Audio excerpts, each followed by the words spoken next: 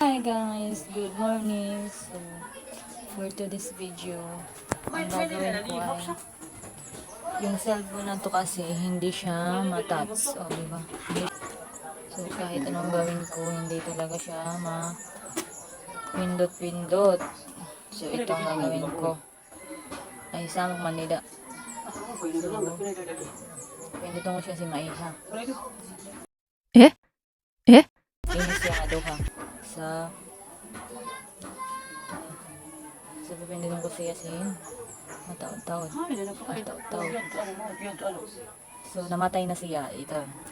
Tapos, hulatong ko siya sang ka open. Testingan ko gadla kon ma-touch man na siya niya.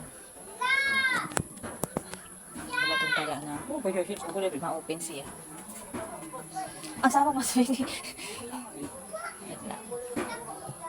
Pindutin tala na siya pag taw-taw na open siya. Hanggang sa so, yara na siya guys. So, yung password niya is iyan na tawag. Kay uno to sa cellphone. Oh, ayan na siya. Oh, diba? So, pipindutin ko na kung gagana ba talaga yung ginawa ko.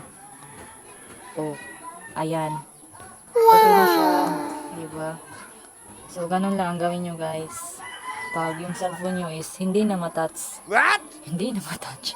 Ito lang yung gawin nyo. Yung power off is steady nyo siya hanggang sa matay yung cellphone. Matay.